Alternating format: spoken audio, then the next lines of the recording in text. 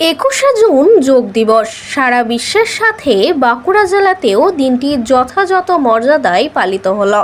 এদিন বাঁকুড়া জেলার জাতীয় ক্রীড়া ও শক্তি সংঘ যেমন যোগ দিবস পালন করলো, তেমনি বাঁকুড়া ক্লাবও মনোজ্ঞ অনুষ্ঠানের মাধ্যমে দিনটি পালন করলো। উভয় অনুষ্ঠানে 8 থেকে 80 বয়সের মানুষজন যোগ দিবসের অনুষ্ঠানে যোগাসনে অংশগ্রহণ করে।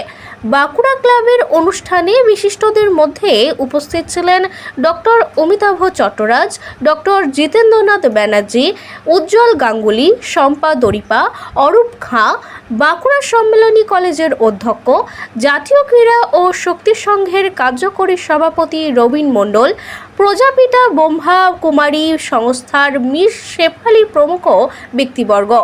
যোগ দিবসের অনুষ্ঠানে যোগার গুরুত্ব নিয়ে বক্তব্য রাখেন উপস্থিত ব্যক্তিবর্গ। বাঁকুড়া ক্লাবের যোগাসন পরিচালনা করেন অমরেশ গায়েন।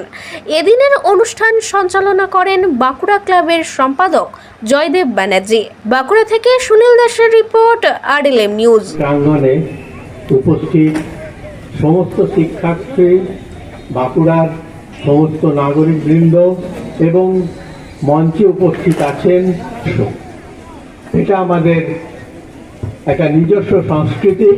ভারতবর্ষের প্রাচীনকালের ঋষিদের মধ্যে যে যোগের প্রসার ছিল, সেই যোগ আস্তে আস্তে আমরা যারা গার্হস্থ্য জীবনে আছি তাদের মধ্যে ব্যাপক বিস্তার লাভ করেছে। একটু আগে যোগ দিবস হিসেবে এই দিনটি পরিগণিত হয়েছে।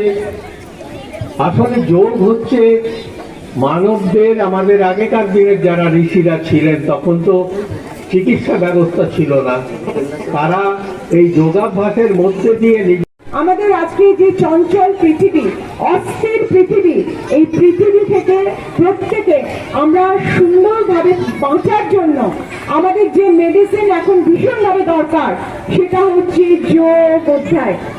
এই যোগ করলে আমাদের যে ডিসিপ্লিনের কথা বলেছেন তুফানদা, আমাদের নিজেকে আমরা সংযত রাখতে পারবো এবং আমাদের রাগ, দেশ, হিংসা যেটা আমাদের পৃথিবীতে এসে নয় ছয় করে দিচ্ছে, আমরা সেখান থেকে কিছুটা হলেও মুক্তি পাবো।